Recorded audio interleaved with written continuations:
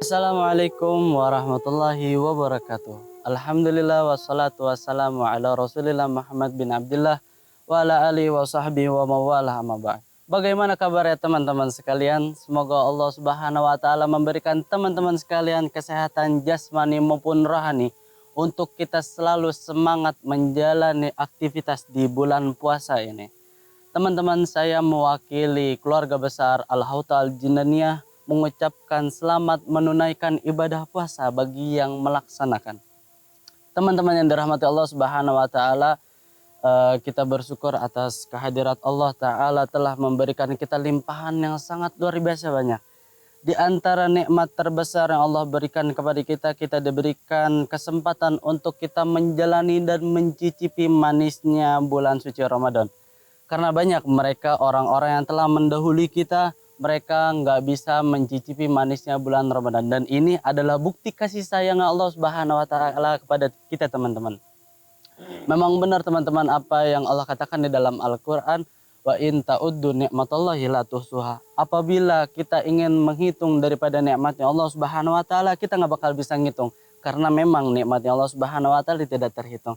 Teman-teman, di samping kita diberikan nikmat Ramadan, sekarang juga kita diberikan nikmat yang sangat luar biasa. Kita diberikan fursoh untuk kita sharing-sharing, duduk bersama narasumber kita, guru kita yang kita akui ilmu dan sanad yang sangat luar biasa.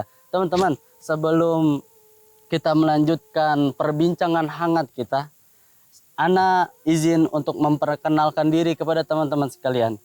Nama Ana Abi Abdullah Ahmad, biasa dipanggil Abdillah. Ana bersama dengan guru Ana Syekhana Al-Habib Ahmad bin Naufal bin Salim bin Ahmad bin Jindan di dalam program Teman Ramadan. Jadi teman Ramadan ini apa sih teman-teman? Teman Ramadan ini menjelaskan tentang mengupas masalah-masalah, sekelumit masalah yang terjadi di kehidupan kita terlebih khusus pada bulan Ramadan. Ya insya Allah nanti kita bakal tanyakan kepada Habib dan Habib menjelaskan kepada kita secara terperinci teman-teman. Sebelumnya Afan, Habib, gimana kabarnya Habib? Alhamdulillah, sehat walafiat. Jadi gini Habib, Ana pribadi dan pastinya juga teman-teman itu merasakan syukur yang sangat luar biasa Habib. Karena kita seseorang yang penuh dengan dosa, penuh dengan maksiat, berlumuran dosa, kita masih diberikan kesempatan untuk kita mencicipi manisnya bulan yang dirahmati Allah Subhanahu wa taala. Kemarin kita telah melewati bulan Rajab, lalu Allah sambung kita dengan bulan Sya'ban. Lalu Allah Subhanahu wa taala nggak putus kita, Allah sambung dengan bulan Ramadan pada saat ini. Alhamdulillah, ini sungguh nikmat terbesar ya Habib. Habib, mengenai tentang bulan Ramadan nih Habib. Memang benar bulan Ramadan itu penuh dengan keutamaan, penuh dengan fadilah, penuh dengan rahmat yang sangat luar biasa banyak. Tapi nggak cukup di situ aja Habib. Ana beranggapan bahwa bulan Ramadan ini bulan yang penuh dengan misteri, rahasia dan teka-teki Habib. Seperti yang hadis Anda pernah dengar dari Rasulullah SAW, bahwa syahr awwaluhu rahmah wa awsatuhu maghfirah wa akhiruhu minan nar. Jadi teman-teman, ternyata Ramadan ini dibagi menjadi 3 fase sama Allah Subhanahu wa taala. Fase yang pertama itu 10 malam pertama itu rahmat, 10 malam kedua itu ampunan, 10 malam ketiga itu pembebasan dari api neraka. Nah, jadi kita menanya nih Habib tentang maksud dari 10 malam pertama Allah turunkan rahmat itu apa sih? Rahmat seperti apa sih Habib? Terus juga apakah ada keutamaan tersendiri pada bulan Ramadan itu Habib? Terus ketika dulu zamannya Nabi Habib, pernah nggak Nabi itu memberikan peringatan ataupun iklan kepada para sahabat tentang menyambut bulan Ramadan? Terus biasanya nih Habib, kalau kita masuk Ramadan, banyak orang yang berdebat tentang rakaat taraweh 11 atau enggak ada 3. Nah, cara kita untuk menanggulangi perdebatan tersebut itu gimana Habib? Terus Ana mau nanya tentang apa sih gunanya puasa Habib? Kan ketika kita puasa itu mengeluarkan aroma-aroma yang kurang sedap dari mulut kita. Nah, gimana cara kita untuk mengatasi aroma tersebut? Dan adakah sebuah keutamaan ketika orang yang bekerja keras dalam mencari rezeki yang halal dalam keadaan puasa dibandingkan dengan dia yang cuma santai-santai, duduk-duduk, no live gitu Habib, nungguin maghrib, itu apakah ada keutamaan tersendirinya? Jadi gimana Habib penjelasannya? Bismillahirrahmanirrahim. Alhamdulillahirabbil alamin. Wassalatu wassalamu ala Rasulillah Muhammad ibn Abdullah as-Sadiq al-Wa'dil amin wa ala alihi wa sahbihi wa tabi'in lahum bi ihsan ila yaumil amma ba'du. Alhamdulillah. Teman-teman kaum muslimin wal muslimat dimanapun berada. Pada kesempatan hari ini dalam acara Teman Ramadan, tadi kita mendengar pembukaan beberapa pertanyaan-pertanyaan terkait bulan suci Ramadan yang diagungkan oleh Allah Subhanahu wa taala. Bulan Ramadan adalah bulan yang sangat istimewa. Dan saking istimewanya, bulan tersebut disebut oleh Allah taala dengan namanya di dalam Al-Qur'an. Allah taala mengatakan syahrul Ramadan alladzi unzila fihil Qur'an. Bulan suci Ramadan yang diturunkan di dalamnya Al-Quran. Menarik di sini, dari sekian banyak bulan, 12 bulan, salah satu yang disebut dengan namanya adalah bulan suci Ramadan oleh Allah Ta'ala di dalam Al-Quran. Dan disebutkan oleh Allah tentang keunikan daripada bulan tersebut adalah bulan di mana diturunkan oleh Allah Ta'ala Al-Quran. Terkait tentang turunnya Al-Quran, insya Allah mungkin dalam kesempatan yang lain kita akan bahas secara detail. Tetapi yang ingin saya garis bawahi ini, kalau bukan dia bulan yang istimewa, maka tidak akan disebutkan oleh Allah dengan namanya di dalam Al-Quran. Itu yang pertama. Kemudian terkait tentang keutamaan bulan suci Ramadan, keistimewaannya, maka ketahuilah banyak hadis-hadis yang diriwayatkan dari baginda Nabi besar Muhammad sallallahu alaihi wasallam tentang keutamaan dan keistimewaan bulan suci Ramadan yang diagungkan oleh Allah Subhanahu wa taala. Namun sebagai permulaan perlu kita ketahui bahwasanya dari sekian banyak hadis yang diriwayatkan tentang bulan suci Ramadan dan puasa serta segala hal yang berkaitan tentang Ramadan. Dari hadis-hadis yang sangat banyak yang diriwayatkan, maratibul hadis, martabat hadis tersebut ada yang sahih, ada yang hasan, keduanya dapat dijadikan sebagai acuan hukum. Yang dimaksud dengan hukum ini adalah hukum halal haram, hukum fikih dan lain sebagainya. Dan juga ada hadis-hadis yang diriwayatkan dengan sanad yang dhaif. Dhaif itu artinya lemah. Dan perlu kita ketahui, ini hal yang penting, bahwasanya hadis yang dhaif itu bukanlah hadis palsu, sehingga ditolak mentah-mentah oleh agama. Itu harus kita perhatikan. Kalau memang dia hadis palsu, maka tidak akan pernah dinamakan oleh para ulama dengan nama hadis dhaif. Akan dinamakan hadis palsu. Tetapi karena dia berpotensi juga sebagai hadis yang pernah diucapkan oleh Nabi Muhammad SAW atau dinisbahkan kepada Rasulullah, berpotensi itu, maka para ulama menamakannya sebagai hadis dan martabatnya martabat dhaif. Nah, hadis dhaif ini ya, dia dinyatakan oleh para ulama untuk acuan hukum, sebagai acuan hukum. Hadis dhaif tidak bisa dijadikan sebagai acuan hukum dari segi halal haram, fikih dan lain sebagainya. Tetapi hadis dhaif ini dapat dijadikan sebagai acuan di dalam fadhailul amal. Apa itu fadhailul amal? Fadilah melakukan suatu amal perbuatan, amal kebaikan tertentu. Jadi apabila di sana ada anjuran untuk melakukan amal kebaikan tertentu, anjuran ini didasari oleh suatu hadis yang dhaif, maka ulama mengatakan bahwasanya itu berlaku. Hadis dhaif bisa dijadikan sebagai acuan di dalam fadhailul amal, di dalam acuan sebagai anjuran melakukan amal kebaikan tertentu yang tidak ada sangkut dengan halal dan haram. Nah, kalau kita pahamin ini, banyak hadis yang diriwayatkan seperti yang saya bilang tentang kemuliaan bulan Ramadan, baik itu hadis sahih, hasan maupun hadis dhaif. Nah, kalau kita tahu ini berbicara tentang fadail Ramadan, ya. Tadi disebutkan awalnya adalah rahmat, pertengahannya adalah pengampunan Allah, penghabisannya adalah pembebasan dari api neraka. Itu diriwayatkan. Bahkan dalam satu khutbah yang panjang disampaikan oleh baginda Nabi besar Muhammad sallallahu alaihi wasallam sebagaimana diriwayatkan oleh Al-Imam Ibnu Khuzaimah fi sahihihi, dan beliau mengatakan atau mentabwibkan, menjadikan hadis ini dalam suatu bab. Judul babnya adalah Babu Fadaili Syahri Ramadan Insah al-Khabar. Bab fadilah atau keutamaan bulan suci Ramadan apabila hadis yang diriwayatkan adalah sahih. Itu dinyatakan oleh Imam Ibnu Khuzaimah. Sehingga hadis ini berbunyi suatu khutbah yang dikhutbahkan, yang disampaikan oleh Nabi Muhammad SAW tepatnya di hari terakhir daripada bulan Sya'ban. Sayyidina Salman Al-Farisi sebagai sahabat yang meriwayatkan hadis itu, beliau katakan, khatabana Rasulullah sallallahu alaihi wasallam akhir yaumin min Ramadan. Faqala ya ayuhan nas, innahu qad adhallakum syahrun azim, syahrun mubarak. Sayyidina Salman Al-Farisi mengatakan telah berkhutbah di hadapan kami baginda yang agung Nabi besar Muhammad sallallahu alaihi wasallam pada hari terakhir di bulan suci Ramadan, di bulan Sya'ban.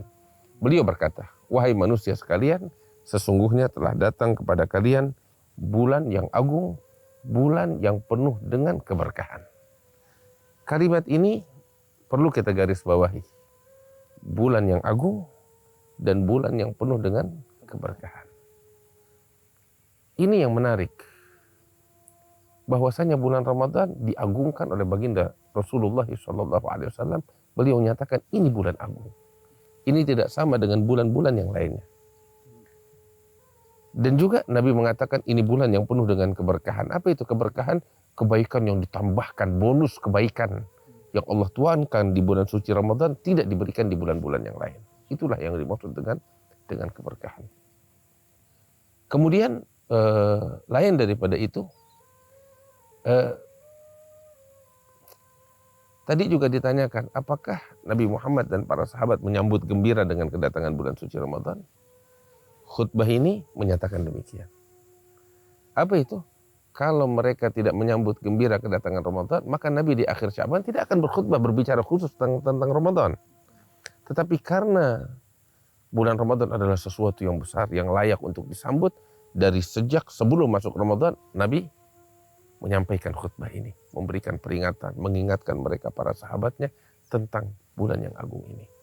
Dalam riwayat Al-Imam Ahmad fi Musnadihi, ketika masuk bulan suci Rajab, Nabi berdoa, Allahumma barik lana fi Rajab wa Sya'ban wa ballaghna Ramadan. Artinya karena Ramadan yang istimewa, beliau meminta dipanjangkan umur untuk bisa mendapati bulan Ramadan. Nah, itulah keutamaannya dan itulah keistimewaannya. Terus lain dari itu, tadi kan berbicara tentang sambutan. Ya, dalam hadis yang lain yang diriwayatkan oleh Imam Bukhari wa Muslim fi sahih, Nabi bilang, idza dakhala syahrul Ramadan. Apabila telah masuk bulan suci Ramadan. Kalimat telah masuk bulan suci Ramadan artinya mereka menyambut. Iya kan? Nabi mengingatkan, ayo sambut dia. Ini telah masuk. Nabi bilang, idza dakhala syahrul Ramadan futihat abwabul jannah. Wa fi riwayatin futihat abwabus sama, wa fi riwayatin futihat abwabur rahmah, wa ghulliqat abwabun nar wa sufidati syayatin. Nabi bilang apabila telah masuk bulan Ramadan, maka dibuka pintu sorga, dalam riwayat pintu langit, di dalam riwayat pintu rahmat, dan ditutup pintu neraka, dan syaitan diikat dibelenggu oleh Allah Subhanahu wa taala. Artinya ini semua adalah sambutan kedatangan bulan Ramadan dari Allah taala. Ya Allah menjadikan sorga terbuka pintunya, neraka tertutup pintunya, syaitan dibelenggu. Ini kan penyambutan dari Allah untuk bulan suci Ramadan. Nah ini sambutan bulan Ramadan yang dilakukan oleh Nabi Muhammad dan para sahabatnya. Itu yang perlu saya garis bawahi. Kemudian di dalam khutbahnya itu Nabi menegaskan, fihi laila khairun min alfi syahr. Di dalam bulan suci Ramadan terdapat suatu malam yang lebih agung, lebih mulia daripada 1000 bulan. Yaitu malam Lailatul Qadar. Terus Nabi bilang, ja'alallahu siyamahu faridatan wa qiyama lailihi tatawwu'ah. Allah menjadikan puasa di bulan suci Ramadan sebagai kewajiban dan menjadikan sholat malam harinya sebagai ibadah yang sunnah. Terus Nabi melanjutkan, artinya ketika disebutkan ini oleh Nabi Muhammad, puasa, sholat malam, ini program-program Ramadan yang diusung oleh Rasulullah untuk dilakukan oleh umatnya di bulan suci Ramadan. Terus Nabi bilang, man taqarraba fihi bi khaslatin minal khair kana kaman adda faridah wa man adda fihi faridatan kana kaman adda sab'ina faridatan fi ma siwa. Nabi bilang, barang siapa yang mendekatkan dirinya kepada Allah di bulan Ramadan dengan melakukan ibadah kebaikan, ibadah yang sunnah, maka dicatat oleh Allah Ta'ala sebagai ibadah yang fardu, pahala ibadah yang fardu. Dan barang siapa yang mendekatkan dirinya kepada Allah di bulan suci Ramadan dengan melakukan ibadah yang fardu, dicatat oleh Allah 70 kali ibadah fardu. 70 kali pahala ibadah yang fardu tersebut. Nah, artinya apa? Ini pun dorongan dari Rasulullah di bulan Ramadan, perbanyak sunnah, perbanyak kebaikan, perbanyak ketaatan, dicatat oleh Allah Ta'ala sebagai pahala yang fardu. Dan perbanyaklah ibadah yang fardu, maka dilipat gandakan menjadi 70 kali lipat oleh Allah Subhanahu wa Ta'ala. Nah, kemudian lain daripada itu, Nabi juga bilang, wa huwa syahrus sabar wa sabar thawabuhul jannah. Dia adalah bulan kesabaran, dan kesabaran ganjarannya dari Allah Ta'ala surga. Ini program yang berikutnya, artinya kita dianjurkan untuk bersabar. Ya. Dan masih banyak lagi dalam khutbah yang panjang itu penyampaian yang disampaikan oleh Rasulullah SAW. Terus di sini ada pertanyaan, kenapa sih kita puasa? Untuk apa? Hikmah di balik puasa itu banyak. Tapi perlu kita ketahui, kalau kita lihat bentuk fisiknya puasa adalah menahan diri dari makanan dan minuman. Dari terbit fajar sampai terbenam matahari. Itu puasanya. Kenapa kita disuruh oleh Allah Ta'ala seperti itu berpuasa? Di dalam ayat Allah Ta'ala mengatakan, ya ayyuhalladzina amanu kutiba alaikumusiyam kama kutiba alal ladzina min qablikum. Wahai orang-orang beriman, diwajibkan kepada kalian berpuasa sebagaimana telah diwajibkan kepada umat sebelum kalian. Apa tujuannya? Allah Ta'ala bilang, la'allakum tattaqun, agar kamu bertakwa kepada Allah. Subhanallah. Apa hubungan menahan diri dari makanan dan minuman dengan ketakwaan kepada Allah Subhanahu wa Ta'ala? Apa hubungannya? Ini sangat menarik. Ya.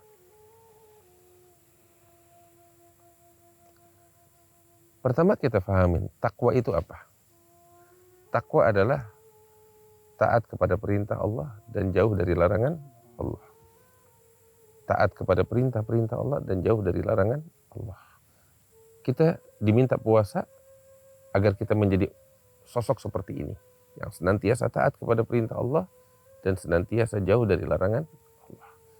Kalau memang demikian, apa hubungannya dengan menahan diri dari makanan dan minuman? Sekilas kan nggak nyambung. Sekilas nggak nyambung. Nah, perlu kita ketahui di sini, ya, bahwasanya salah satu faktor yang membuat seseorang mengabaikan kewajiban, dan salah satu faktor yang membuat seseorang terjerumus di dalam kemaksiatan adalah syahwat dan nafsu. Dia sebenarnya ada 3 yang mendorong seseorang untuk mengabaikan kewajibannya, ketaatannya, dan membuat dia terjerumus di dalam kemaksiatan dan larangan. Sebenarnya ada 3. Yang pertama, bisikan syaitan. Yang kedua adalah nafsu dan syahwat. Ya, yang ketiga adalah lingkungan. Insya Allah satu persatu akan ada kita bahas ini semua. Cuman yang ingin saya ambil adalah nafsu dan syahwat. Karena ada sangkut pautnya dengan puasa. Berbeda dengan syaitan, bisikannya itu nanti ada sangkut pautnya dengan keutamaan bulan Ramadan. Ya. Jadi bakal kita bahas satu persatu. Nah, cuman tentang syahwat dan nafsu, apa hubungannya menahan diri dari makanan dan minuman dengan menciptakan manusia yang taat kepada perintah, jauh dari larangan. Tadi kan saya bilang di antara faktor yang membuat orang tidak melakukan kewajibannya dan membuat orang terjerumus dalam kemaksiatan adalah syahwat dan nafsu. Dia nyaman dengan rebahan, sehingga disuruh bikin yang sunnah juga dia malas. Bahkan terkadang sholat juga dia malas. Udah asyik dengan rebahannya, asyik dengan handphonenya, asyik dengan tontonnya. Itu bagian dari syahwat. Iya kan? Mohon maaf, syahwatnya akan mendorong dia dalam kemaksiatan. Dia merasa nikmat dengan maksiat yang dia lakukan. Na'udzubillah. Ada syahwat. Dorongan, ambisi.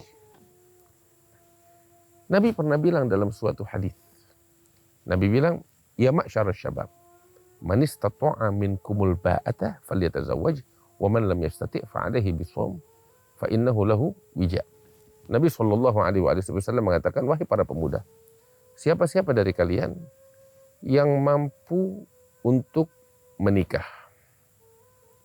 Sebenarnya kalimat al-ba'ah itu kalau terjemahan halusnya menikah, tetapi lebih tepatnya itu adalah hubungan ranjang, begitu. Maka hendaknya dia menikah, kata Nabi Muhammad SAW. Dia menikah, artinya salurkan nafsu dan syahwatnya itu di tempat yang halal, yaitu dengan pernikahan. Terus Nabi bilang, faman lam yastati', barang siapa yang tidak bisa menikah, ya, maka hendaknya dia berpuasa. Kenapa? Nabi bilang, fa innahu lahu wija, karena sesungguhnya puasa akan mengekang atau melemahkan nafsu dan syahwat. Nah, dari sini kita akan memahami ucapan Nabi Muhammad SAW bahwasanya salah satu gunanya puasa membuat nafsu itu menjadi lemah. Membuat nafsu menjadi lemah. Nah, ketika nafsu syahwat menjadi lemah, maka dorongan untuk maksiat pun menjadi lemah. Dan semangat untuk taat pun menjadi besar. Inilah guna puasa, makanya Allah Ta'ala bilang la'allakum tattaqun. Ya, la'allakum tattaqun, agar kamu bertakwa kepada Allah Subhanahu wa Ta'ala. Saya kasih pengalaman yang dirasakan oleh banyak orang.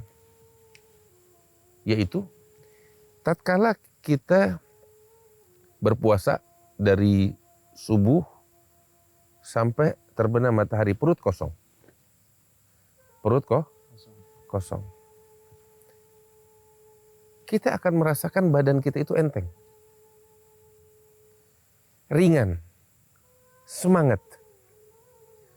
Terus subhanallah, dorongan untuk memuaskan nafsu dan syahwat pun berkurang, melemah.